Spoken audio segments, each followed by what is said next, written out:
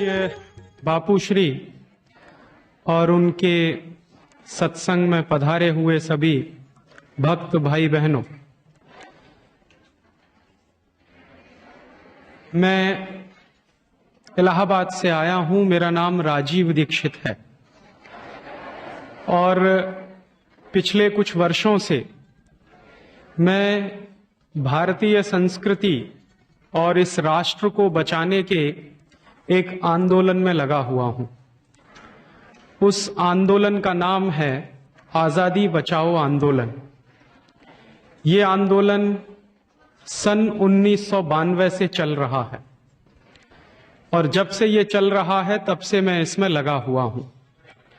पेशे से मैं इलेक्ट्रॉनिक्स और टेलीकम्युनिकेशन का इंजीनियर रहा और एक रिसर्च प्रोजेक्ट में मैंने काम किया, लेकिन सन 1992 में अपना सारा काम छोड़कर, अपने कैरियर को छोड़कर, अपने सारे धंधे को छोड़कर राष्ट्र को बचाने के लिए, संस्कृति को बचाने के एक आंदोलन में मैं लग गया।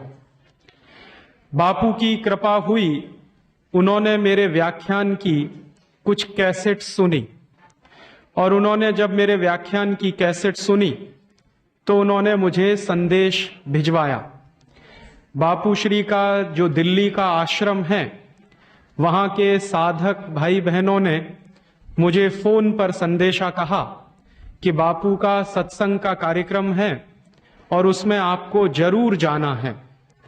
वैसे आज मुझे जलगांव जाना था, लेकिन बापू श्री के कल के आदेश पर मैंने मेरे जलगांव का कार्यक्रम रद्द किया और आपके बीच आया।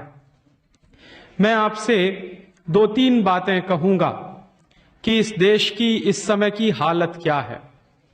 कल मैंने पहली बार पूज्य बापू के दर्शन किए। उसके पहले मैंने उनके कैसेट सुने थे, उनके बारे में सुना था, लेकिन दर्शन का लाभ कल मिला और कल लगभग 40 मिनट मैं उनके साथ रहा। तो 40 मिनट मुझे बापू का जो सानिध्य मिला, उसमें उन्होंने जो कहा वैसी ही बात मैं कहने की कोशिश कर रहा हूं सारे देश में, शायद अपनी भाषा में। बापू ने मुझको कहा, और कल बापू का जो कार्यक्रम था बोंटा में, वहां भी उन्होंने कहा कि ये 50 साल की आजादी आई है या सारे देश की बर्बादी हुई है। तो मैं यहीं से मेरी बात शुरू कर रहा हूं जो कल बापू ने कही मुझसे कि सच में 50 साल की आजादी आई है या हमारी बर्बादी ज्यादा हुई है। पिछले 50 साल में जो आजादी हमको मिली है, उस आजादी का मतलब क्या है? एक तरफ तो सरकार कहती है और देश के सारे माहौल में यह बताने की कोशिश की जा रही है कि भारत की आजादी के 50 साल पूरे हो गए, और दूसरी तरफ सारा देश जिस तरह से चल रहा है, जो हालात हैं पूरे देश के, वो ये बताते हैं कि ये जो 50 साल की आजादी है, ये तो भारत के पिछले 500 साल की गुलामी से भी ज्यादा बुरी है।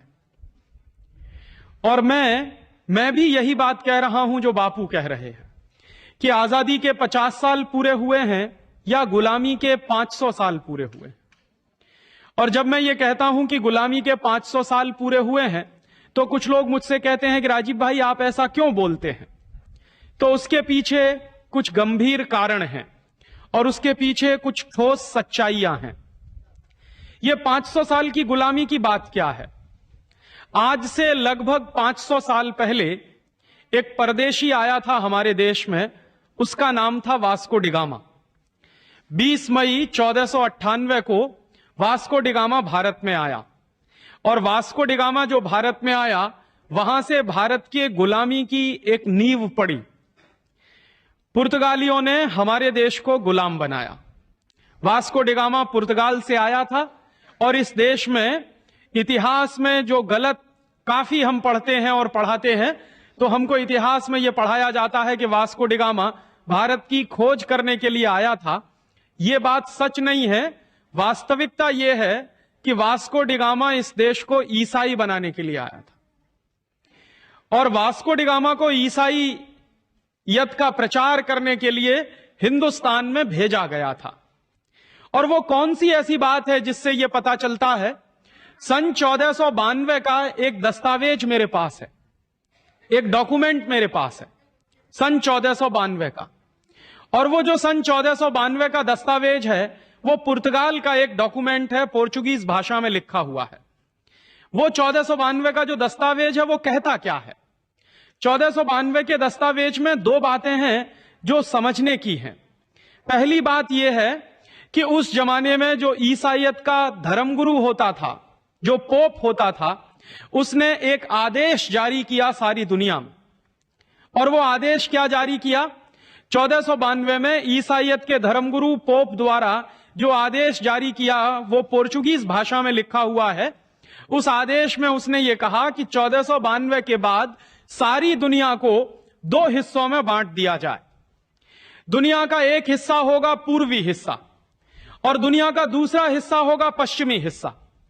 तो दुनिया के पूर्वी हिस्से को ईसाई बनाने का काम और दुनिया के पूर्वी हिस्से को लूटने का काम पुर्तगाली लोग करेंगे, और दुनिया के पश्चिमी हिस्से को ईसाई बनाने का काम और लूटने का काम स्पेन के लोग करेंगे। उस जमाने में यूरोप में दो ही देशों की बड़ी शक्ति होती थी, या तो स्पेन एक शक्तिशाली देश था या फिर पुर्तगाल एक दूसरा शक्तिशाली देश था। तो पोप ने यह जो आदेश जारी किया, उस आदेश के बाद पुर्तगाली लोग दुनिया के पूर्वी हिस्से को ईसाई बनाने के लिए और लूटने के लिए निकले, और उन्हीं लोगों ने वास्को डिगामा के माध्यम से हिंदुस्तान में ईसाईयत का प्रचार और हिंदुस्तान को लूटने का काम शुरू किया।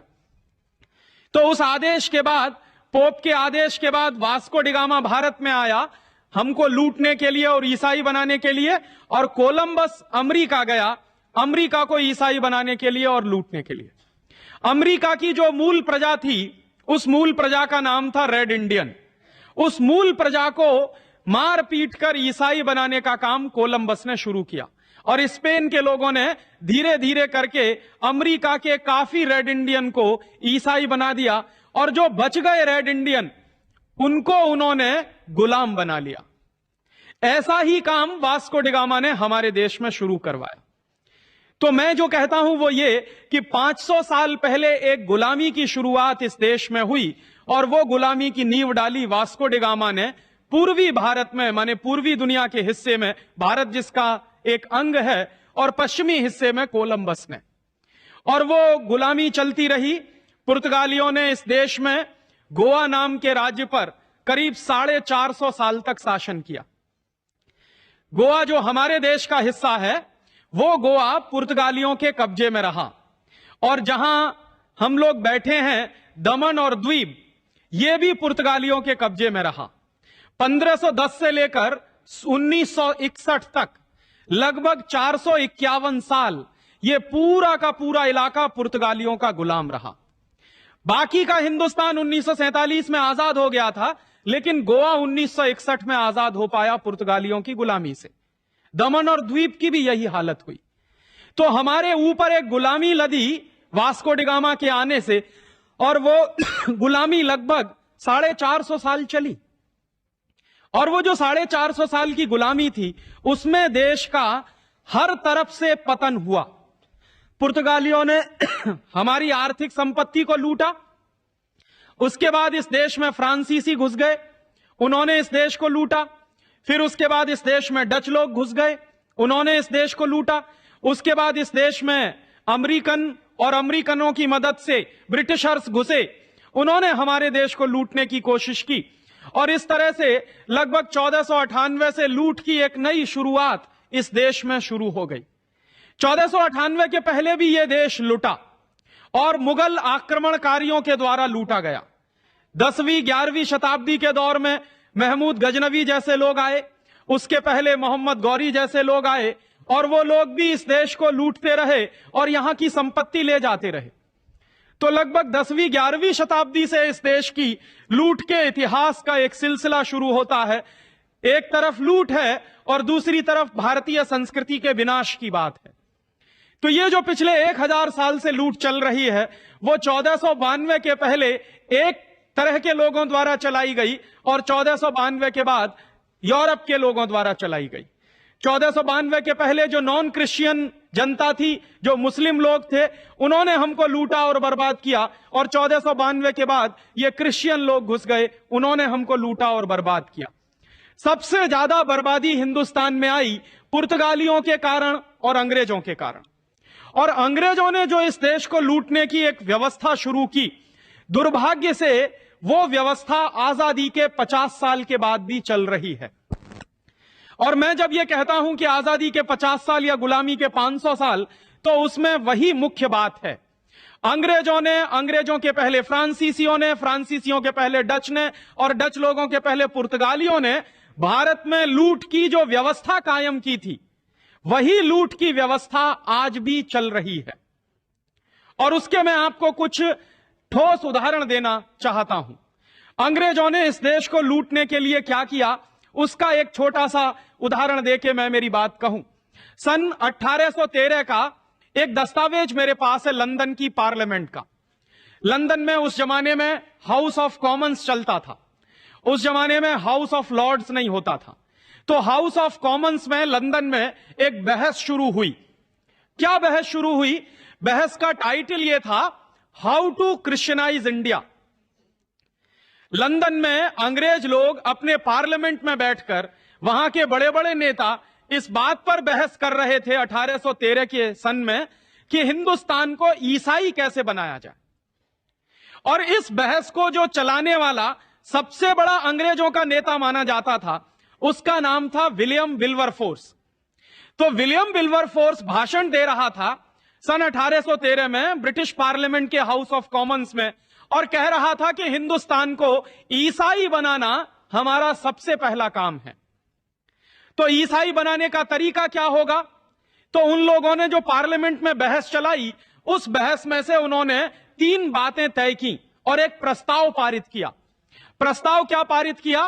प्रस्ताव यह पारित किया कि हिंदुस्तान को ईसाई बना देना है, हिंदुस्तान को क्रिश्चियन बना देना है। और जब हिंदुस्तान क्रिश्चियन होगा तो वो अपने आप हमारे रास्ते पर चलना शुरू हो जाएगा।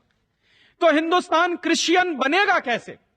इस पर ब्रिटेन की पार्लियामेंट में बहस हुई, और उनके नेताओं ने आपस में जो बहस की, उसके दस्तावेज मेरे पास हैं। और मैं एक पुस्तक लिख रहा हूं, आजादी के 50 साल या गुलामी के 500 साल। उस पुस्तक में वो सारे दस्तावेज मैं छापने जा रहा हूं, प्रकाशित करने जा रहा हूं। तो वो दस्तावेज में क्या उन्होंने तय किया है? उन्होंने तय किया कि हिंदुस्तान को अगर ईसाई बनाना है तो सबसे पहला काम हिंदुस्तान की आर्थिक व्यवस्था को तोड़ना पड़ेगा। हिंदुस्तान में ये जो संपत्ति है, ये जो धन है, इसको लूटना पड़ेगा और हिंदुस्तान को गरीब बनाना पड़ेगा। तो जब हिंदुस्तान गरीब हो जाएगा और जब हिंदुस्तान में भुखमरी आ जाएगी, तो यहां के लोग बहुत आसानी के साथ थोड़े थोड़े पैसे के लिए धर्म परिवर्तन शुरू कर देंगे। तो वो तय कर रहे हैं अंग्रेजों के बड़े बड़े नेता कि पहले हिंदुस्तान को आर्थिक रीति से खलास करना है, और जब यह देश आर्थिक रीति से खलास हो जाएगा, उसके बाद इस देश को राजनीतिक रीति से खलास करना, और फिर राजनीतिक रीति से जब यह देश खलास हो जाएगा, तब इस देश को सांस्कृतिक रीति से खलास करना, और सांस्कृतिक रीति से जब यह देश खलास हो जाएगा, तब इस देश को बहुत आसानी से ईसाई बनाया जाएगा। तो हिंदुस्तान को आर्थिक रीति से खलास करने के लिए अंग्रेजों ने क्या किया? उन्होंने अपनी तमाम कंपनियां हमारे देश में भेजी। ईस्ट इंडिया कंपनी आई, ईस्ट इंडिया कंपनी जैसी अंग्रेजों की सैकड़ों कंपनियां आई, और उन कंपनियों ने क्या किया? हमारे देश में अपना धंधा शुरू किया। तो क्या होता था कि अंग्रेजों की कंपनियों का माल बिकता था और हिंदुस्तान के गांव-गांव में अंग्रेजों का माल बिकने लगा, और जब हिंदुस्तान के गांव-गांव में अंग्रेजों का माल बिकने लगा, तो हमारे देश के लोग अंग्रेजों का माल खरीदने लगे, और अंग्रेजों का माल खरीदकर हमारे देश का पैसा लंदन जाने लगा। और जब अंग्रेजों का माल इस देश में बिकना शुरू हो गया, तो उसका एक दूसरा नतीजा और निकला कि धीरे धीरे हिंदुस्तान के सारे कारखाने बंद होते चले गए। एक तरफ तो अंग्रेजों की सरकार ने नियम ऐसे बनाए, कानून ऐसे बनाए कि भारतीय व्यापारी व्यापार ना कर सके और भारतीय उद्योगपति कुछ भी सामान बाजार में बेच ना सके। दूसरी तरफ उन्होंने अंग्रेजों की कंपनियों को हिंदुस्तान की लूट के लिए खुला छोड़ दिया। तो धीरे धीरे हिंदुस्तानी बाजार में अंग्रेजों का माल बिकना शुरू हुआ और अंग्रेजों ने यहां से संपत्ति बटोरना शुरू किया, यहां से धन लेना शुरू किया। अंग्रेजों के कुछ आंकड़े बताते हैं कि ईस्ट इंडिया कंपनी उस जमाने में हमारे देश में जब धंधा करती थी, उसका कुछ माल बिकता था, तो एक साल में ईस्ट इंडिया कंपनी यहां से करीब 70 करोड़ पाउंड के बराबर की संपत्ति ले जाती थी। ये 70 करोड़ पाउंड की जो संपत्ति जाती थी उस जमाने में, आज से लगभग 200 साल पहले, ये कितनी होती होगी अगर आज के हिसाब से हम हिसाब लगाएं तो 70 करोड़ में 56 का गुणा करना पड़ेगा, क्योंकि एक पाउंड में इस समय लगभग 56 रुपया बैठता। तो करोड़ों रुपए की लूट हमारी होती थी। अंग्रेजों ने एक दूसरा काम और किया कि हिंदुस्तान के व्यापारियों का माल हिंदुस्तान के बाजार में बिकने ना पाए, इसके लिए उन्होंने हिंदुस्तानी व्यापारियों पर तमाम तरह के टैक्स लगा दिए। हिंदुस्तान में अंग्रेजों की सरकार ने टैक्स लगाया, जो सबसे पहला वो था एक्साइज का tax, excise duty. Excise duty क्यों लगाई उन्होंने कहा कि हिंदुस्तान के व्यापारी जो माल बनाते हैं उस माल के उत्पादन पे कर लगाओ। फिर उसके बाद अंग्रेजों ने एक दूसरा फैसला किया कि हिंदुस्तानी व्यापारी जो माल पैदा करते हैं उस पे कर देंगे, और फिर उस माल की जब बिक्री होगी बाजार में तो उस पर भी कर लगा दो। तो उन्होंने माल की बिक्री पे सेल्स टैक्स लगा दिया। और उसके बाद एक तीसरा कर लगा दिया अंग्रेजों की सरकार ने कि जो माल बाजार में बिकेगा और उससे जो मुनाफा कमाएंगे हिंदुस्तानी व्यापारी, उस पर इनकम टैक्स लगा दो। तो पहले एक्साइज टैक्स लगाया, फिर सेल्स टैक्स लगा दिया, फिर इनकम टैक्स लगा दिया। फिर अंग्रेजों की सरकार ने 2 टैक्स और लगाए। एक टैक्स उन्होंने लगाया टोल टैक्स। हिंदुस्तान के व्यापारी अपने माल को एक गांव से दूसरे गांव में ले जाते हैं, तो जगह जगह जो टोल टैक्स देना पड़ता है वो अंग्रेजों के जमाने का लगाया हुआ। और टोल टैक्स के बाद उन्होंने एक टैक्स और लगा दिया, ऑक्ट्रॉय का टैक्स। ये 5-5 टैक्स उन्होंने हिंदुस्तानी व्यापारियों पर लगा दिए। क्यों लगाए अंग्रेजों की सरकार ने? अंग्रेजों की सरकार ने ये टैक्स इसलिए लगाए कि हिंदुस्तानी व्यापारियों पर अगर ज्यादा से ज्यादा कर लगा दिया जाएगा तो हिंदुस्तानी व्यापारी बर्बाद हो जाएंगे, और अंग्रेजों का माल हिंदुस्तान में टैक्स फ्री कर दिया जाएगा तो अंग्रेजों का माल गांव गांव में बिकना शुरू हो जाएगा। तो हिंदुस्तानी व्यापारियों पर टैक्स लगा के उनका माल महंगा बना दिया, और अंग्रेजों के माल को टैक्स फ्री करके ईस्ट इंडिया कंपनी का रास्ता अंग्रेजों के लिए खोल दिया। इसका नतीजा क्या निकला? इसका नतीजा यह निकला कि धीरे धीरे ये हिंदुस्तान, जो एक जमाने में दुनिया का सबसे बड़ा औद्योगिक देश था, 1835-1840 तक हम दुनिया के सबसे बड़े निर्यातक देश थे। अंग्रेजों की ही सरकार के आंकड़ों के अनुसार 1835 और 1840 में दुनिया का जो कुल व्यापार चलता था, उस व्यापार में 33% हिस्सा हिंदुस्तानियों का होता था।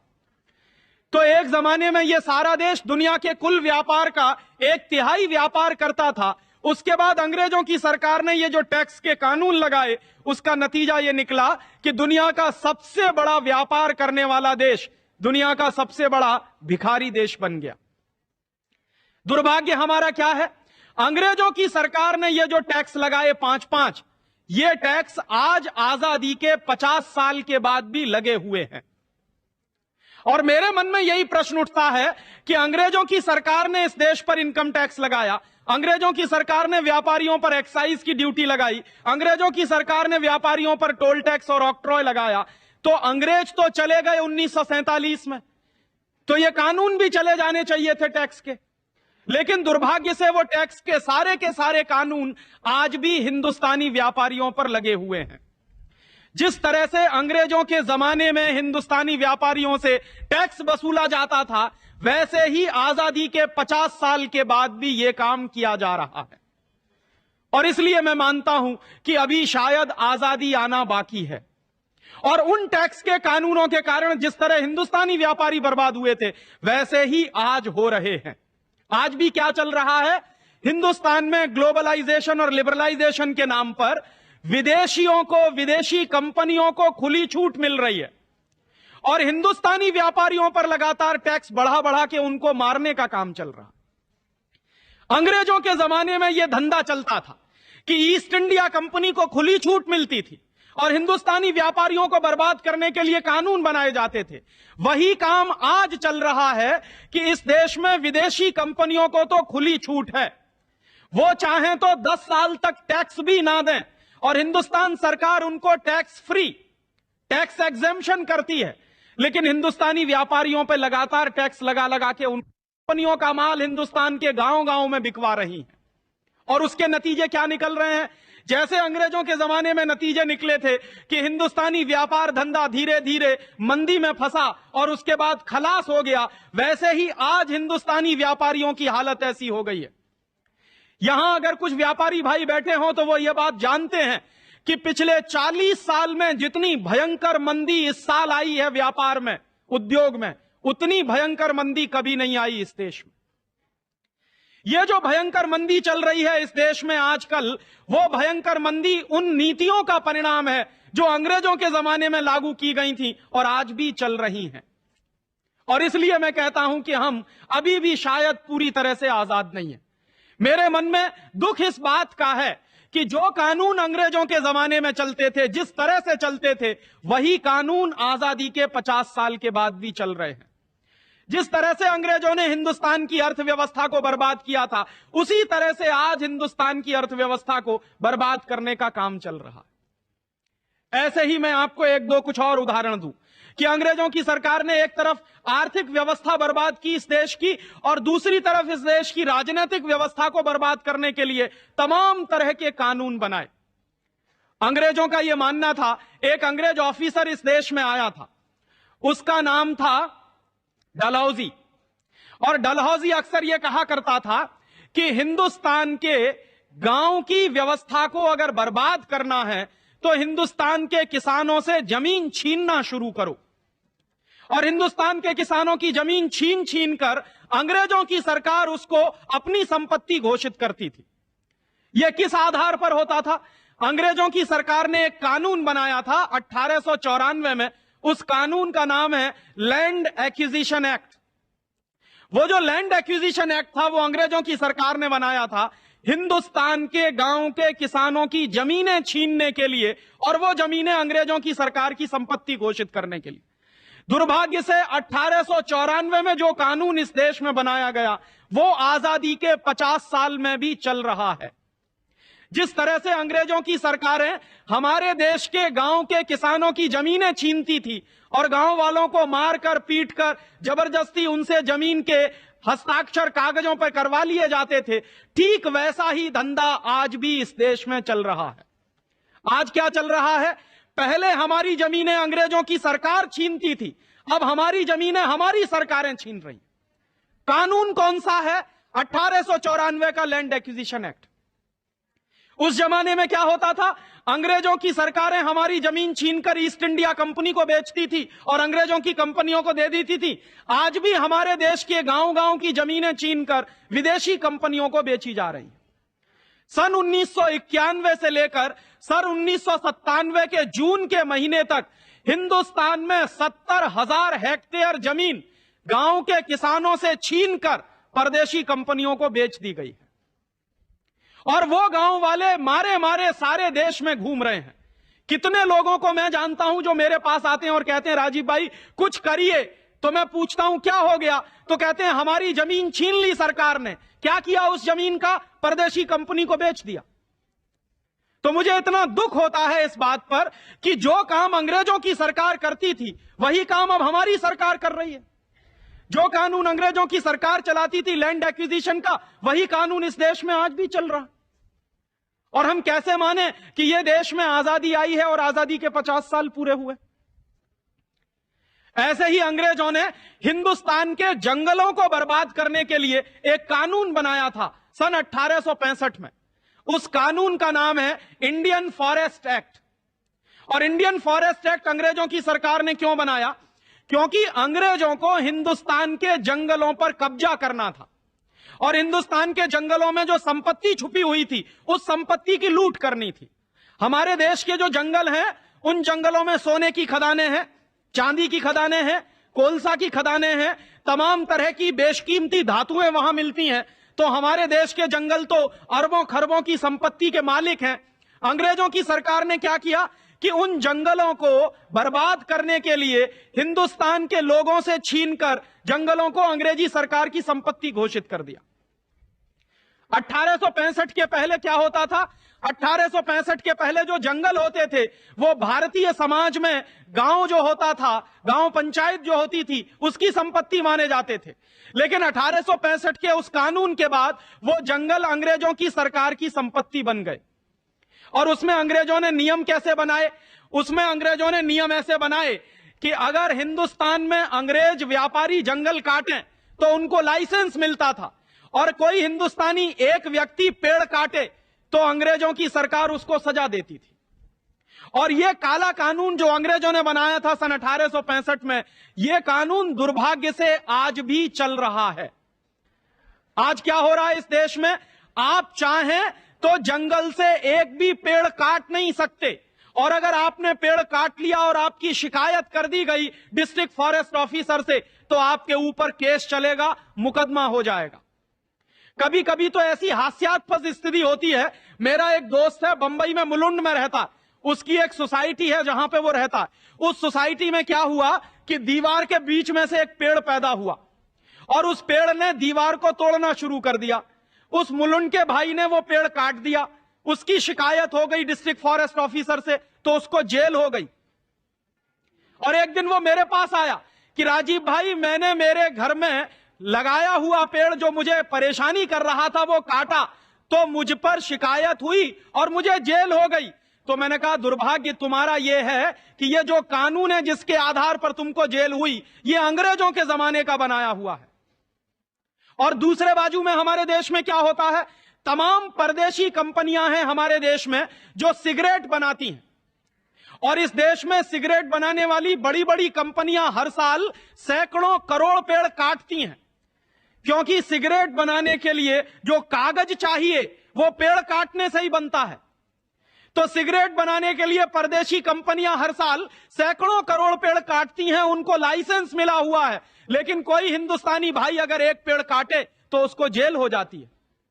कानून कौन सा है? अंग्रेजों के जमाने का बनाया हुआ। शोषण क्या चल रहा है? जो अंग्रेजों के जमाने में शोषण चलता था वैसा ही शोषण आज चल रहा। जो जंगल पहले गांव समाज की संपत्ति होते थे, गांव की संपत्ति होते थे, उनको अंग्रेजों की सरकार ने अपनी संपत्ति बना लिया, और वही आज भी चल रहा है इस देश में। तो मुझे लगता था कि 1865 का वो कानून जो अंग्रेजों ने चलाया इस देश में, वो 1947 में खत्म हो जाना चाहिए था, क्योंकि अंग्रेज चले गए 1947 में, लेकिन वही आज भी चल रहा। और इसलिए मैं कहता हूं कि जो अंग्रेजों के जमाने की गुलामी थी, वही गुलामी आज भी चल रही है। कभी कभी मेरे कुछ दोस्त हैं जो मुझसे मजाक में एक बात कहते हैं कि राजीव, तुम इतनी अंग्रेजों की बुराई करते हो, अगर अंग्रेज नहीं आए होते तो हिंदुस्तान में कभी न्याय की पद्धति नहीं आई होती। तो न्याय की पद्धति माने हमारे देश में जो कोर्ट चलते हैं, लोअर कोर्ट चलता है, हाई कोर्ट चलता है, सुप्रीम कोर्ट चलता है, तो जितने न्यायालय चलते हैं हमारे देश में, ये सब जिस न्याय पद्धति पर चलते हैं वो अंग्रेजों की बनाई हुई है। और उसका एक कानून है, उस कानून का नाम है आईपीसी, इंडियन पीनल कोड। ये आईपीसी का कानून हिंदुस्तान में अंग्रेजों ने चालू किया था सन 1860 में। और ये जो आईपीसी का कानून बनाया था इस देश में, वो अंग्रेजों ने क्यों बनाया था? अंग्रेजों के उस जमाने की जो पार्लियामेंट है, उसमें जब बहस चल रही थी, तो बहस ये चल रही थी कि हिंदुस्तान की समाज की व्यवस्था को अगर खलास करना है तो हिंदुस्तान की न्याय पद्धति को तोड़ना पड़ेगा, और हिंदुस्तान की शिक्षण पद्धति को तोड़ना पड़ेगा। तो हिंदुस्तान की न्याय पद्धति को तोड़ने के लिए अंग्रेजों ने अपनी न्याय पद्धति इस देश में लागू की, आईपीसी, सीआरपीसी और सीपीसी वाली। और हिंदुस्तान की शिक्षण पद्धति और हिंदुस्तान के गुरुकुलों को बर्बाद करने के लिए अंग्रेजों ने इस देश में अंग्रेजियत के स्कूल चलाए, कॉन्वेंट स्कूल चलाए। एक अंग्रेज ऑफिसर था, उसका नाम था मैकॉले। मैकॉले इन दोनों काम के लिए जिम्मेदार था। मैकॉले अक्सर यह कहा करता था कि जिस समाज से न्याय खत्म हो जाता है वो समाज बर्बाद हो जाता है, और जिस समाज से शिक्षण खत्म हो जाता है वो समाज भी बर्बाद हो जाता है। तो मैकॉले ने दोनों ही काम किए। भारतीय समाज से न्याय व्यवस्था खत्म करने के लिए उसने अंग्रेजों की न्याय पद्धति चालू की। वही न्याय पद्धति आज भी चल रही है इस देश में। 1860 में आईपीसी कानून बना था, पता नहीं 1860 में हमारे देश की क्या हालत थी। वो 1860 का कानून आज से लगभग 140 साल पुराना कानून आज भी चल रहा है इस देश में। और उसमें व्यवस्था क्या है? मेरे बहुत सारे दोस्त मुझको ये कहते हैं कि अगर अंग्रेज नहीं आए होते तो ये तुम्हारे देश में जो न्याय पद्धति आई है ये नहीं आई होती। तो मैं अक्सर लोगों से एक कहानी कहता हूं कि इस देश में जब अंग्रेज नहीं आए थे तो कैसी न्याय पद्धति चलती थी, और जब अंग्रेज आ गए तो कौन सी न्याय पद्धति चलती है। आपने शायद सुना होगा, एक कहानी है राजा चंद्रगुप्त विक्रमादित्य की। हमारे देश के इतिहास में चंद्रगुप्त विक्रमादित्य का काल जो है स्वर्ण काल माना जाता, सुवर्ण युग माना जाता, सबसे अच्छा समय माना जाता। क्यों माना जाता है? क्योंकि हमारे इतिहास में हमने ये पढ़ा कि राजा जो चंद्रगुप्त विक्रमादित्य था वो बहुत न्यायप्रिय राजा था। उसके राज में कभी किसी के साथ अन्याय नहीं होता था। तो वो जो न्यायप्रिय राजा था वो न्याय कैसे करता था और आज न्याय कैसे होता है अंग्रेजों की पद्धति से, ये दोनों बात मैं तुलना के रूप में आपसे कहना चाहता हूं। एक बार क्या हुआ, चंद्रगुप्त विक्रमादित्य के राज में दो बहनों में झगड़ा हो गया। एक बहन कहती थी, एक बच्चा था, और दो बहन कहती थी कि ये मेरा है। एक बहन कहती थी मेरा है, दूसरी बहन कहती थी मेरा। अब ये जब झगड़ा हुआ तो ये मुकदमा राजा के दरबार में पहुंचा। राजा के दरबार में जब ये मुकदमा पहुंचा तो राजा ने कहा एक बहन से कि सिद्ध करो कि ये बच्चा तुम्हारा है। तो एक बहन खड़ी हो गई और उसने सिद्ध कर दिया कि बच्चा उसका है। राजा ने दूसरी बहन को कहा कि अब तुम सिद्ध करो कि ये बच्चा तुम्हारा है।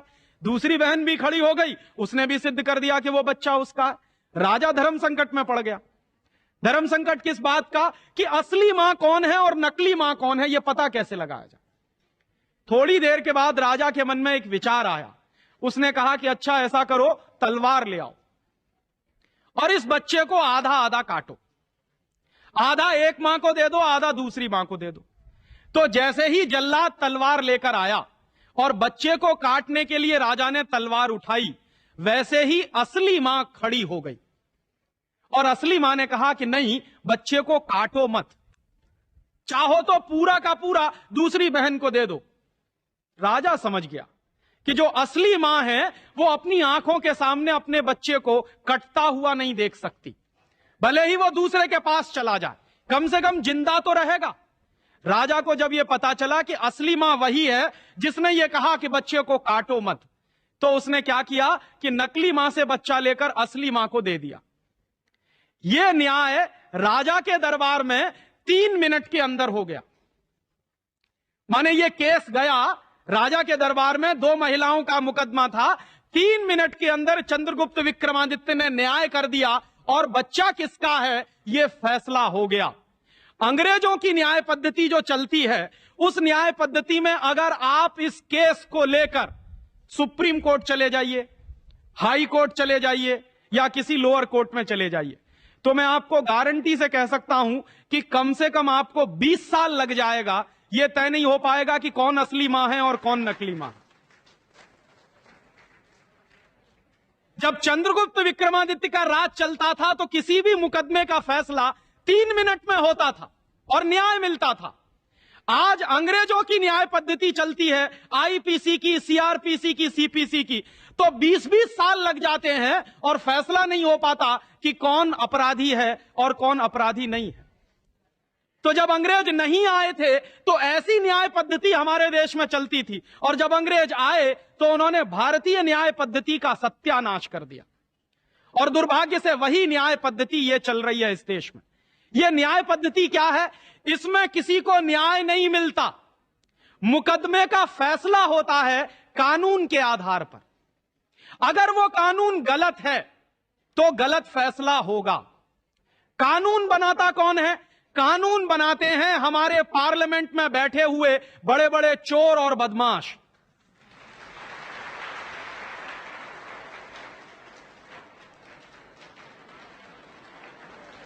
होता है किसी भी कोर्ट में आप जाइए, क्योंकि मैं तो अक्सर कोर्ट में जाता रहता हूं, सरकार के खिलाफ केस करता रहता हूं, बड़ी बड़ी कंपनियों के खिलाफ मैं केस करता हूं। हमेशा मुझे एक ही बात सुनाई देती है न्यायालय में कि हम लोग फैसला करते हैं कानून के आधार पर। तो हमारे न्यायालय में क्या होता है? कानून के आधार पर फैसला होता है, ना कि न्याय मिलता है। जैसे मैं आपको उदाहरण दूं, हमारे देश में एक कानून है। क्या कानून है? 16 साल से ऊपर की अगर गाय है या बैल है तो उसको काट देना चाहिए, यह कानून है। अब आप मुझे यह बताइए कि 16 साल से ऊपर की गाय और बैल को काट देना चाहिए, कानून यह कहता है। क्यों कहता है? तो वो कहते हैं कि वो बूढ़ी हो गई है, तो इसके हिसाब से तो बूढ़े मां बाप हैं, उनको भी काट देना चाहिए क्योंकि वो भी बूढ़े हो गए। तो कानून तो यह है कि 16 साल से ऊपर के गाय और बैल कट सकते हैं, लेकिन ये गाय और बैल अगर कटते हैं तो न्याय कहां होता है? कानून का पालन तो होता है, लेकिन न्याय कहां है इसमें? क्योंकि प्रकृति में कोई भी जीव अगर बना है तो भारतीय संस्कृति के अनुसार किसी भी जीव की हिंसा करने का अधिकार हमको नहीं है। चींटी को भी मेरी मां आटा डालती है। एक दिन मैंने मेरी मां से पूछा कि तुम चींटी को आटा क्यों डालती हो, कीड़ी को आटा क्यों डालती हो? तो उसने कहा कि मैं मेरे धर्म का पालन करती हूं। तो जिस देश में कीड़ी को आटा डालने से धर्म का पालन होता हो, उस देश में गाय बैल काटे जाते हैं कानून के आधार पर। यह न्याय कहां है? यह तो सरासर अन्याय है।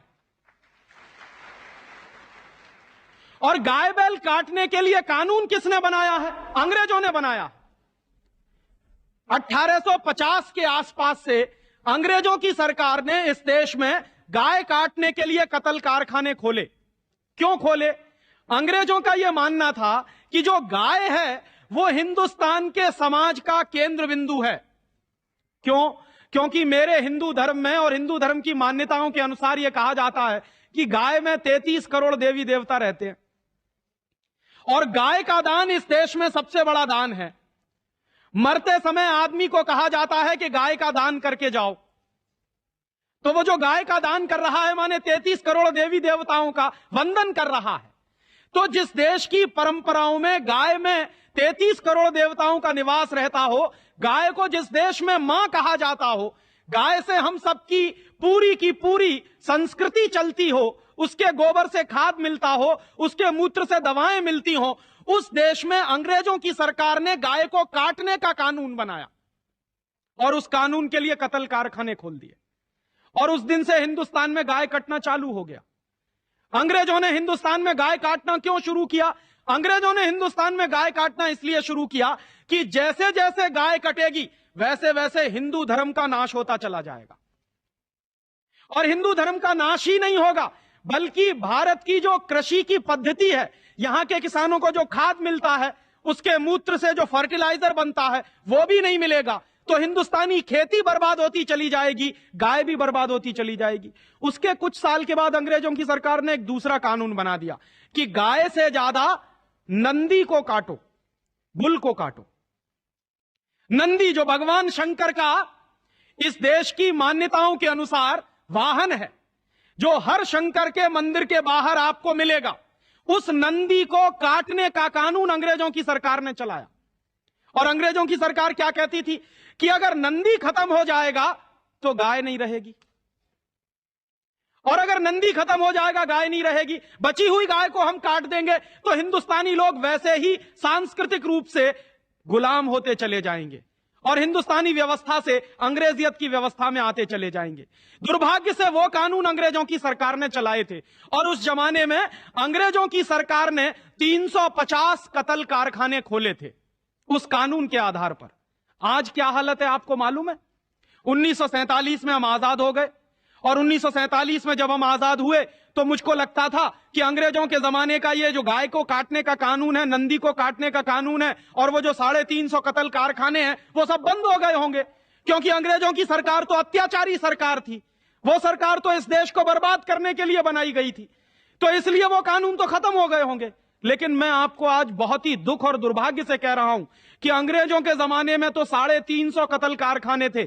आज आजादी के 50 साल में 1997 में इस देश में 36,000 कत्ल कारखाने हैं। माने उस जमाने में गाय कम कटती थी, 350 कत्ल कारखाने थे। अब आजादी के 50 साल में उससे ज्यादा कटती है और 36,000 कत्ल कारखाने। कानून कौन सा है? अंग्रेजों के जमाने का बनाया हुआ गाय के कत्ल का कानून।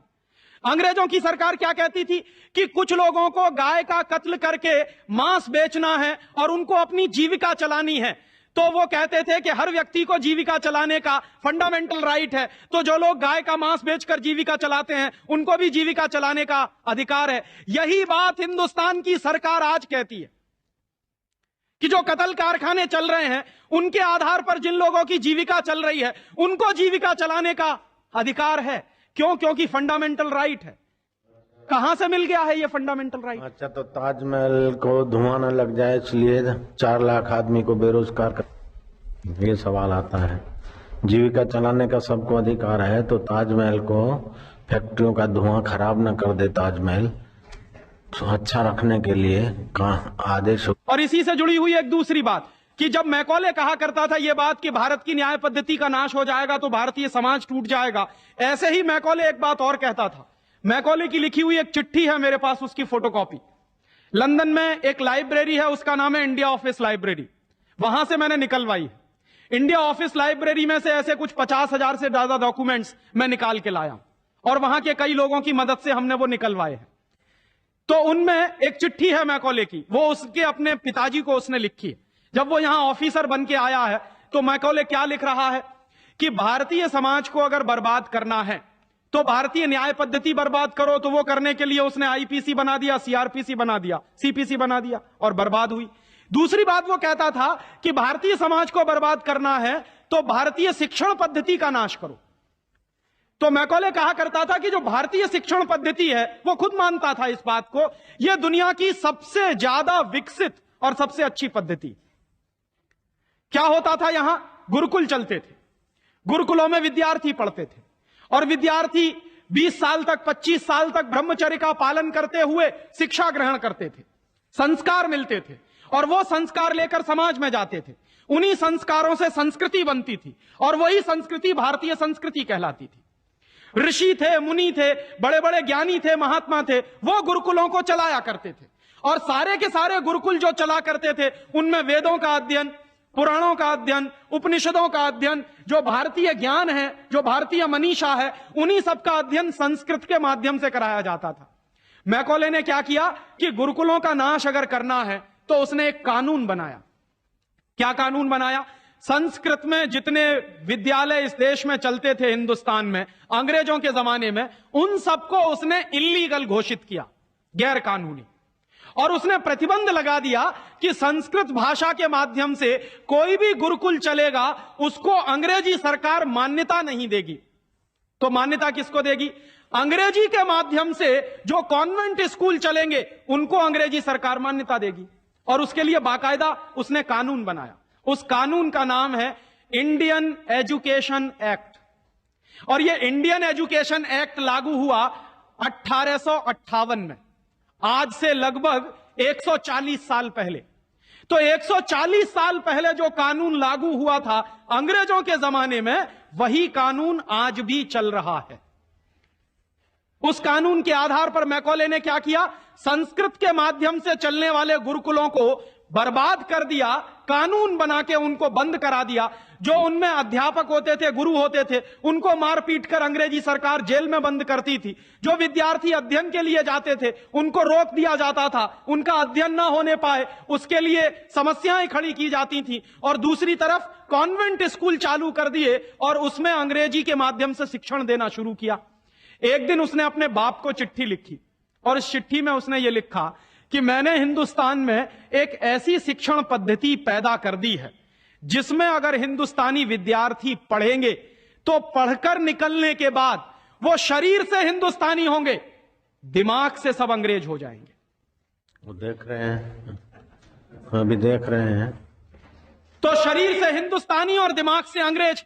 तो मैकॉले दूसरी बात लिख रहा है उस चिट्ठी में कि जब वो शरीर से हिंदुस्तानी और दिमाग से अंग्रेज हो जाएंगे तो अंग्रेजों के हिसाब से सारे काम करेंगे।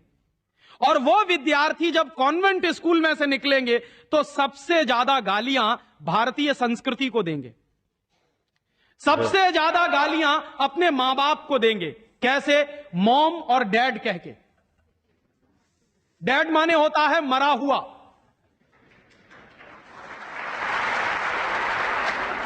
और मम्मी माने होता है शव। इजिप्ट में आप जाइए, मिस्र एक देश है, वहां पे ममीज कहा जाता है किसको? मरे हुए आदमी के शव को। तो हमारी मां हो गई मम्मी, मम्मी, और पिताजी हो गए डैड।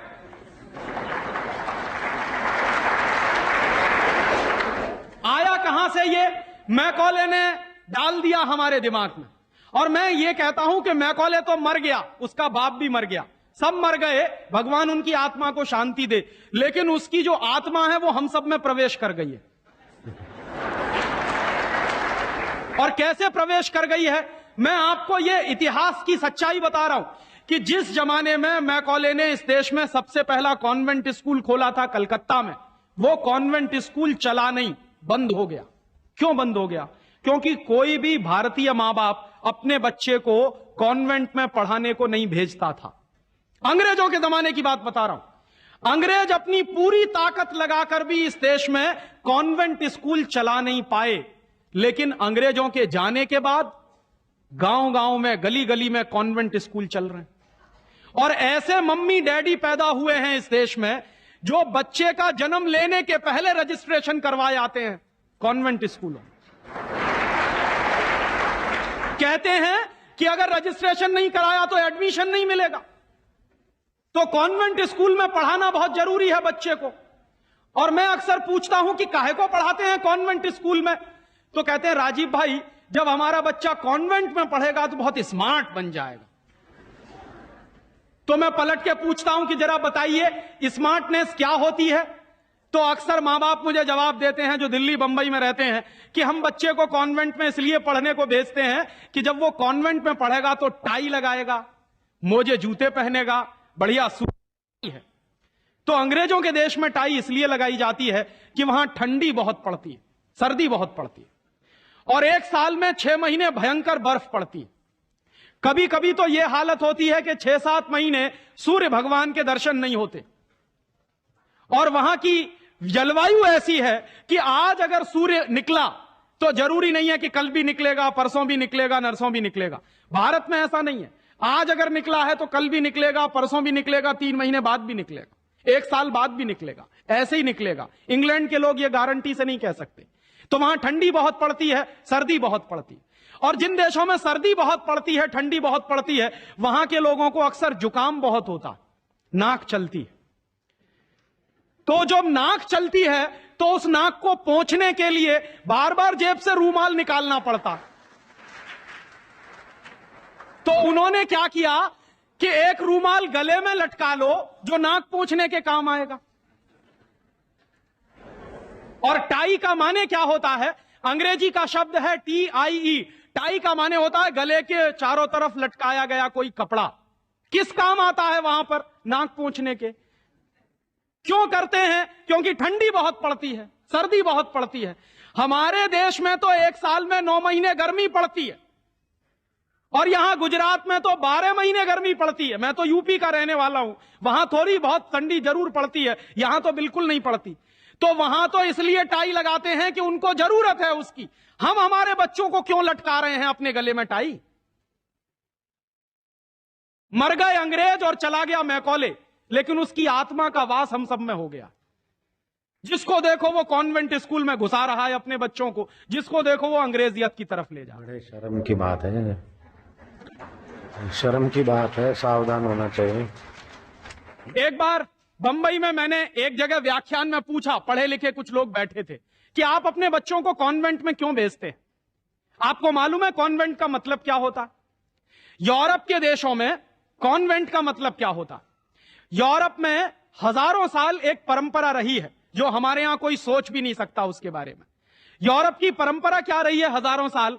वहां बच्चे लावारिस छोड़े जाते। आज भी यूरोप के देशों में, अमेरिका में आधे से ज्यादा बच्चे लावारिस तरीके से बड़े होते। और यह परंपरा आज से 100-150 साल पहले तो बड़ी भयंकर थी।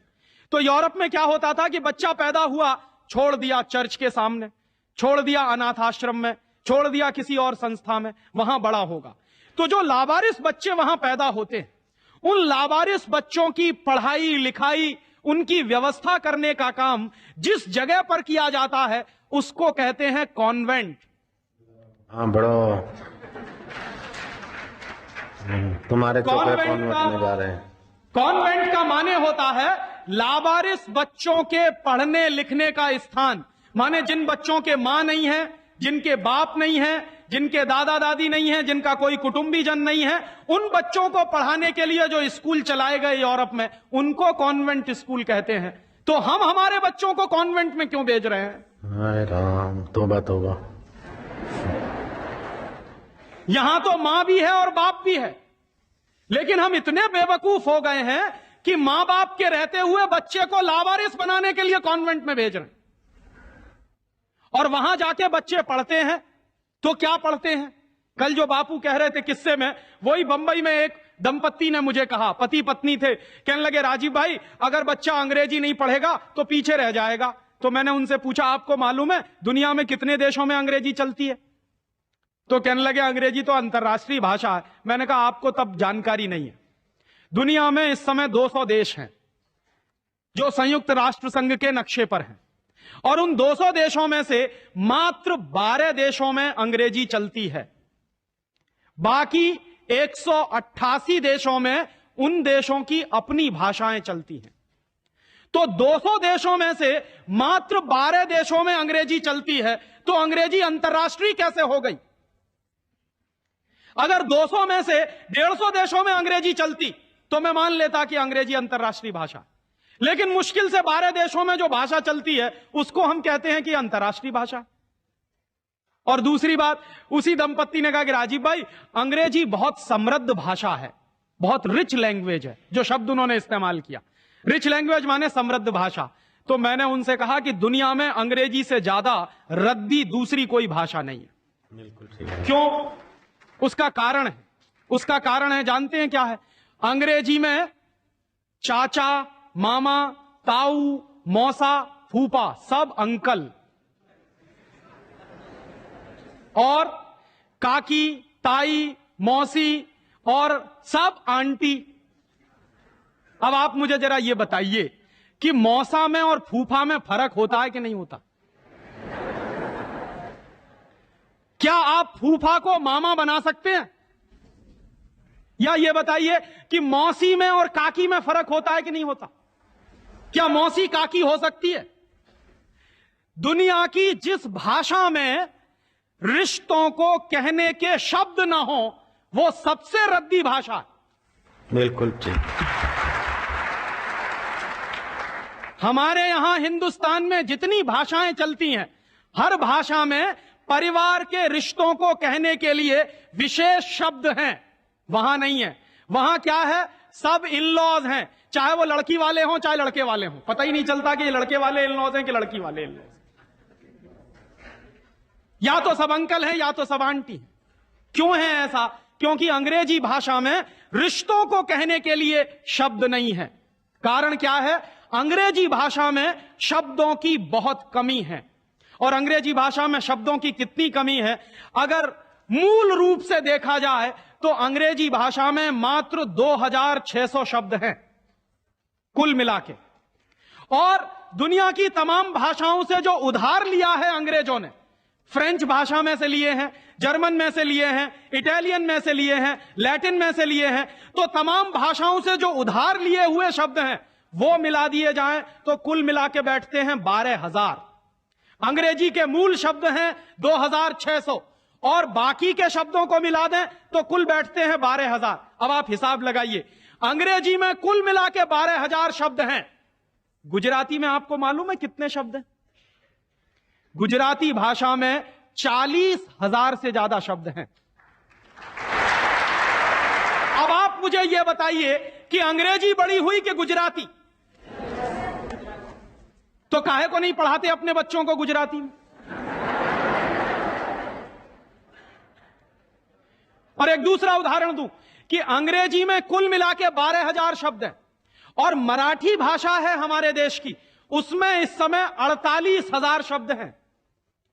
अंग्रेजी से 4 गुनी बड़ी है मराठी। और हिंदी का हिसाब लगाऊं तो अंग्रेजी में इस समय 12,000 शब्द हैं, हिंदी में इस समय करीब 72,000 शब्द हैं। और हिंदी से एक कदम आगे चलिए, संस्कृत। तो अंग्रेजी में कुल मिला के 12,000 शब्द हैं, संस्कृत में कुल मिला के 1.5 लाख शब्द हैं। और संस्कृत से एक सीढ़ी और ऊपर चढ़िए, प्राकृत, जिसको हम सब भूल गए। प्राकृत को अगर ध्यान में रखें तो प्राकृत में 2.5 से 3 लाख शब्द हैं। दुनिया की सबसे बड़ी भाषा हमारे पास है, लेकिन हम बेवकूफों को मालूम नहीं है कि हमारे पास क्या है। हम पढ़े लिखे इडियट हैं, अंग्रेजी में कहें तो। भाग रहे हैं एक ऐसी भाषा के पीछे जिसमें मात्र 12,000 शब्द हैं, और अपनी भाषाएं छोड़ते चले जा रहे हैं। और यह जो भाषा की गुलामी होती है, यह बहुत खतरनाक होती है। जो आदमी अपनी भाषा बदल सकता है, वो किसी दिन अपनी मां भी बदल सकता। और यह मैं बहुत गंभीर बात कह रहा हूं। आपको कुछ दिन के बाद इस देश में कॉन्वेंट्स में से पढ़कर निकले हुए बच्चे ये कहते मिलेंगे कि वो कहते हैं ना, कॉन्वेंट के बच्चे, उनको तो हर चीज इंपोर्टेड चाहिए। Imported car, imported pen, imported pencil, imported television, imported refrigerator. अभी कुछ दिन के बाद कहेंगे कि अब हमको इंपोर्टेड मम्मी पप्पा भी चाहिए, क्योंकि आपकी शक्ल उनको अच्छी नहीं लगने वाली। वो तो जो भाषा पढ़ रहे हैं उसके संस्कार ले रहे हैं। तो अंग्रेजी पढ़ रहे हैं तो अंग्रेजी के संस्कार ले रहे हैं, और अंग्रेजी के संस्कार तो अंग्रेजियत के संस्कार है। और अंग्रेजियत के संस्कार में तो मां और बाप की इज्जत करने की बात उनको कभी सिखाई नहीं गई है। वो तो आपको भी 2 कौड़ी का मान के फेंक देने वाले। और दुर्भाग्य से यही होता है। कॉन्वेंट स्कूल से निकले हुए बच्चे जितनी गाली अपनी मातृभाषा को देते हैं, अपनी संस्कृति को देते हैं, अपने परिवार को देते हैं, उतनी शायद कोई नहीं देता। तो मैकॉले जो कहा करता था, वो बात आज हमको दिखाई देती है कि कॉन्वेंट में पढ़कर निकलेंगे बच्चे तो ये शरीर से हिंदुस्तानी होंगे, दिमाग से अंग्रेज होंगे। और इसी के संबंध में एक आखिरी बात उसने और कही थी कि ये जो भाषा की गुलामी होती है, ये आदमी के स्वतंत्र चिंतन को रोक देती है। अगर आपको मौलिक चिंतन करना है, अगर आपको स्वस्थ चिंतन करना है, और ऐसा चिंतन करना है जिसमें से कुछ नई रचना हो, तो वो आप अपनी मातृभाषा में ही कर सकते हैं। दुनिया में मातृभाषा में पढ़कर बड़े बड़े वैज्ञानिक पैदा हुए हैं। हम लोग, अक्सर मैं लोगों को कहता हूं कि जो लोग कॉन्वेंट के पीछे पागल हैं, उनको मैं अभी ताजा ताजा उदाहरण देता हूं। हिंदुस्तान में एक वैज्ञानिक है, उसका नाम है डॉक्टर एपीजे कलाम। डॉक्टर एपीजे कलाम को इस साल भारत रत्न मिला है। और डॉक्टर एपीजे कलाम हिंदुस्तान के जिंदा रहने वाले वैज्ञानिकों में इस समय सबसे ऊपर के व्यक्ति हैं। आपको मालूम है, डॉक्टर कलाम की पूरी शिक्षा तमिल में हुई है, अंग्रेजी उन्होंने पढ़ी नहीं है। बहुत वर्षों के बाद उन्होंने थोड़ी अंग्रेजी पढ़ी है काम चलाने के लिए। बचपन से उनकी पूरी शिक्षा उनकी मातृभाषा में हुई है। वो तमिल अच्छी जानते हैं, मलयालम अच्छी जानते हैं, और हिंदुस्तान में आज वो सबसे ऊंची श्रेणी के वैज्ञानिक हैं जिनको भारत रत्न मिला। दुनिया के ऐसे तमाम वैज्ञानिकों के मैं उदाहरण दे सकता हूं। आइंस्टाइन, अल्बर्ट आइंस्टाइन, सारा का सारा काम अपनी मातृभाषा में करता था, जर्मन में, और इसलिए इतना बड़ा बना। फ्रांस में एक वैज्ञानिक था मैक्स प्लैंक, जिसकी थ्योरीज हमारे जैसे इंजीनियर्स को पढ़ाई जाती थी जब हम पढ़ते थे। मैक्स प्लैंक की पूरी शिक्षा फ्रेंच भाषा में हुई थी। तो हम लोग जो अपने मन में गलतफहमी पाल कर बैठे हैं कि हमारे बच्चे अगर अंग्रेजी में नहीं पढ़ेंगे तो उनका विकास नहीं होगा, मैं आपको इसके उल्टी बात कह रहा हूं कि अगर आपके बच्चे अंग्रेजी में पढ़े तब उनका विकास नहीं होने वाला, वो गधे बन जाएंगे, विनाश होगा। हम लोग क्या कर रहे हैं, अपने बच्चों को कॉन्वेंट में भेज कर गधा बना रहे हैं। गधा जानते हैं क्या होता है? गधे के ऊपर बोझा लादते चले जाइए, लादते चले जाइए, लादते चले जाइए, बेचारा चुपचाप चलता चला जाता है, चलता चला जाता है। आजकल बच्चों के कंधे पर जो बस्ते हमने लाद दिए हैं, जरा उनका वजन तो कर लीजिए।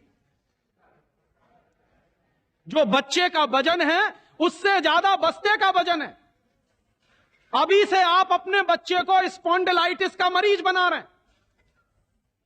जितना वजन उसका कंधा ढो नहीं सकता, उससे ज्यादा वजन उसके कंधे पे लटका हुआ, और बेचारा वो बस्ता लेके जाता है, लौट के आता है। जब लौट के आता है तो घंटों घंटों का होमवर्क उसको दे दिया जाता है। आप क्या करते हैं, अपनी मगजमारी कम करने के लिए उसका एक ट्यूटर रख देते हैं। ट्यूटर क्या करता है कि स्कूल का होमवर्क मिला, ट्यूटर ने अपना होमवर्क दे दिया। बच्चे का खेलना कूदना बंद, और बच्चा अगर खेलेगा नहीं कूदेगा नहीं तो उसका विकास कैसे होने वाला। तो या तो आपने फंसा दिया बेचारा होमवर्क। मैं अच्छे अच्छे घरों में जाता हूं, सबके बच्चे क्या कर रहे हैं, होमवर्क कर रहे हैं, सवेरे से शाम तक होमवर्क चल रहा है, कभी खत्म होने में ही नहीं आता। भला हो ऐसे स्कूलों का। और उस होमवर्क में से बना क्या रहे हैं और वो होमवर्क कर क्या रहे हैं। मैं आपको मेरी आप बीती सुनाता हूं, किसी दूसरे की नहीं। मैं भी बचपन में अंग्रेजी में मैं पढ़ा, और मैं सबसे ज्यादा गालियां मेरे मां बाप को देता हूं इसके लिए। मेरे पिताजी ने, वो एक बड़े ऑफिसर हैं, ये करने के लिए कि बेटा अंग्रेजी में पढ़ना चाहिए तो बड़ा बनेगा, तो मुझको भी पढ़ा दिया। अब अंग्रेजी माध्यम की जो पढ़ाई है, अंग्रेजियत की जो पढ़ाई है, वो क्या है। मैं आपको एक सॉलिड एग्जाम्पल दूं मेरा। मुझको गणित पढ़ाया जाता था। गणित में क्या पढ़ाते थे, एक फॉर्मूला था जो मुझको रटवाते थे क्लास 9th में जब मैं पढ़ता था। क्या फॉर्मूला था, x plus y whole square is equal to x square plus 2xy plus y square, x minus y whole square is equal to x square minus 2xy plus y square. और अक्सर इसमें गड़बड़ी होती थी, plus का minus होता था, minus का प्लस होता था। तो क्या होता था, मेरी पिटाई होती थी, क्लास में पिटाई होती थी। और मेरे जो अध्यापक थे तो मुझको खूब चिढ़ाते थे और मुझको खूब उल्टा सीधा कहते थे। एक दिन मैंने ये तय किया कि सब छोड़ छाड़ के ये 2 फॉर्मूले रटूंगा। तो रटने के लिए मैं बैठ गया, सब काम एक बाजू में। अब ये x प्लस वाई और x माइनस वाई में मैं घुस गया। लिख लिख के मैंने किलो किलो कॉपियां बर्बाद कर दी, किलो किलो कागज बर्बाद कर दिया, पता नहीं कितने बॉल पेन बर्बाद हुए होंगे। और 3-4 महीने की उस भयंकर मेहनत के बाद मुझको कुछ फॉर्मूले याद हो गए। अब वो फॉर्मूले मैं सीख के आया। दुर्भाग्य से मैं बताऊं कि 3-4 महीने के सैकड़ों घंटे बर्बाद करके, अपना खून सुखा के, मार खा के, बेइज्जती बर्दाश्त करके मैंने जो फॉर्मूले पढ़े वो मेरे जीवन में आज तक कभी काम में नहीं आए। और दूसरे बाजू में मेरी मां ने, जो बहुत पढ़ी लिखी नहीं है, मुझको एक फॉर्मूला सिखाया। क्या सिखाया, एक पहाड़ा सिखाया। आधा, सवाया, 1.5 गुना, 2.5 गुना, 3 गुना, 3.5 गुना, ये मुझे सिखाया। और वो मेरे जीवन में रोज काम आता है। लेकिन कहा क्या जाता है कि मेरी मां तो पढ़ी लिखी नहीं है, पीएचडी नहीं किया उसने। तो जो बिना पीएचडी होल्डर है, जिसने कुछ पढ़ा लिखा नहीं है, आज की भाषा में, उसने मुझे ऐसी चीज सिखाई जो जीवन में रोज काम आती है। और जो बड़े बड़े पीएचडी होल्डर प्रोफेसर्स ने मुझे सिखाया वो जीवन में कभी काम नहीं आया। और आप अपने बच्चों को यही पढ़ा रहे हैं। कॉन्वेंट स्कूल के जितने क्यूरिकुलम हैं और उसमें बच्चे जो कुछ पढ़ रहे हैं, उसमें से 95% बेकार जाने वाला है। उस 95% का उनके जीवन में कभी कोई इस्तेमाल होने वाला नहीं। ये आप कहिए तो मैं जहां कहिए वहां लिख कर दे दूं, क्योंकि मैं भुगत चुका हूं इस बात को। और वो जो 95% आप पढ़ा रहे हैं, आपके बच्चे के अगर काम नहीं आने वाला है, तो उसके लिए आप लाखों रुपए बर्बाद कर रहे हैं, करोड़ों घंटे बर्बाद कर रहे हैं। उस बच्चे का मन मस्तिष्क आपने दबा दिया है होमवर्क के नीचे। झूठी शान और प्रतिष्ठा में आप अपने बच्चों को गधा नहीं बना रहे हैं तो क्या बना रहे हैं।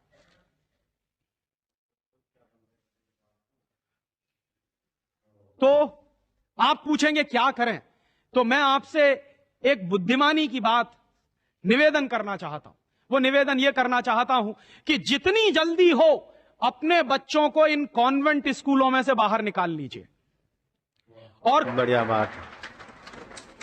ये कॉन्वेंट स्कूल में इसलिए भी भेजना बंद करिए कि भारतीय संस्कृति में पिता सिर्फ एक होता है, लेकिन कॉन्वेंट स्कूल में एक फादर भी होता है। इस बात की गंभीरता को समझिए कि भारतीय संस्कृति में पिता एक ही होता है, लेकिन कॉन्वेंट स्कूल में जब बच्चे जाते हैं तो एक दूसरा फादर भी होता है। तो पिता के साथ ये फादर कहां से आ गया। और अगर पिता के साथ फादर आ गया तो पता नहीं क्या क्या आ जाएगा आपके घर में। हां, यह मैं चेतावनी के रूप में कह रहा हूं आपसे। यह सिर्फ इशारे से समझ लीजिए कि अगर बच्चे की पढ़ाई के साथ पिता के साथ फादर आया है तो और बहुत कुछ चला आएगा आपके बच्चे के संस्कार में। और कहीं ऐसा ना हो जाए कि आपके देखते देखते आपका बच्चा क्रिश्चियन ना बन जाए, ईसाई ना बन जाए। इसलिए मैं आपसे एक निवेदन तो यह करने आया कि जितनी जल्दी हो कॉन्वेंट स्कूलों से बच्चे निकाल लीजिए, और एक दूसरा निवेदन और करने आया हूं, जितनी जल्दी हो कॉन्वेंट स्कूलों को डोनेशन देना बंद करिए। हमारा हजारों हजारों रुपए का डोनेशन कॉन्वेंट स्कूलों में जाता। एक बच्चे का एडमिशन कराना है तो वो कहेंगे बिल्डिंग फीस दे दो, वो कहेंगे डोनेशन दे दो, वो कहेंगे इसकी फीस दे दो, उसकी फीस दे दो, और रोज रोज कोई ना कोई मांग चढ़ी ही रहती है। आज फलाना डे, आज धमाका डे, आज ये ले आओ, कल वो ले आओ। बर्बादी हमारी, माने हम हमारे दुश्मन को अपना पैसा दे रहे हैं। दुनिया में ऐसे बेवकूफ लोग मैंने कहीं नहीं देखे जो अपने दुश्मन को अपने घर का पैसा देते हो। आप जानते हैं कि कॉन्वेंट स्कूलों में से निकलने वाले बच्चे भारतीय संस्कृति के विरोधी होने वाले हैं और उनको यूरोप की संस्कृति सिखाई जा रही है। उसके लिए पैसा हम खर्च कर रहे हैं अपने हाथों से। तो भगवान के लिए, भारतीय संस्कृति को बचाने के लिए अपने बच्चों को कॉन्वेंट में से बाहर निकालिए और अपने बच्चों के नाम पर ये उनको जो डोनेशन दे रहे हैं आप कॉन्वेंट स्कूलों को, वो बंद करिए। और मैं आपको पूरे विश्वास से ये कहना चाहता हूं कि आपके बच्चे अगर मातृभाषा में पढ़ेंगे तो सबसे ज्यादा विद्वान बनने की क्षमता है उनमें। और ये क्यों है? दुनिया के सारे मनोवैज्ञानिक एक ही बात पर अब पहुंचे हैं, जो बात हमारे लोग बहुत पहले से कह गए। अभी यूरोप के लोग आज उस निष्कर्ष पे पहुंचे।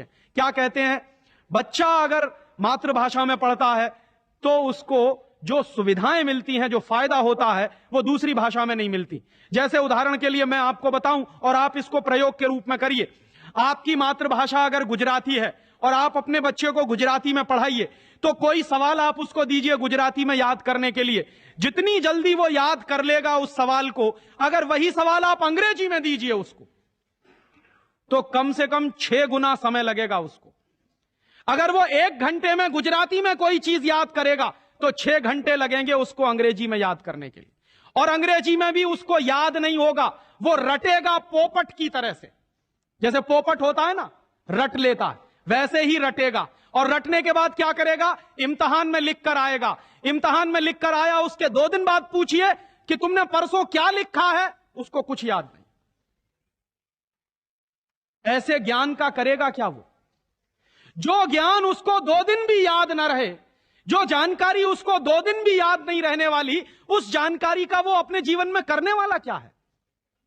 और इसके दूसरी तरफ आप ये करके देख लीजिए, छोटी छोटी कहानी, छोटे छोटे किस्से, छोटी छोटी कथाओं के माध्यम से, मातृभाषा के माध्यम से आप उसको कोई बात सिखा दीजिए, वर्षों वर्षों जिंदगी भर उसको वो बात याद रहेगी। मुझे भी याद है, मेरी दादी मां ने कहानी के माध्यम से जो संस्कार मुझ में दिए हैं वो अभी भी मुझे याद है। लेकिन मेरे स्कूल में जो संस्कार मुझे दिए गए वो मैं भूल चुका हूं, क्योंकि विदेशी भाषा में मैंने लिए। तो ये खराब होता है। और एक इसी के साथ एक आखिरी निवेदन कि अंग्रेजों ने जिस तरह से बर्बाद किया है भारतीय समाज को, कम से कम अब अगर हमको ये चेतना आती है तो इसको हम बचाएं। मुझे लगता है कि सबसे बड़ा काम और सबसे पहला काम कॉन्वेंट स्कूलों के बंद कराने का, और वो हम सब मिलकर ही कर सकते हैं, अकेला कोई नहीं करेगा। अगर हम सब कॉन्वेंट स्कूलों का बहिष्कार करने का संकल्प ले लें तो फिर से नए गुरुकुल खड़े हो सकते हैं।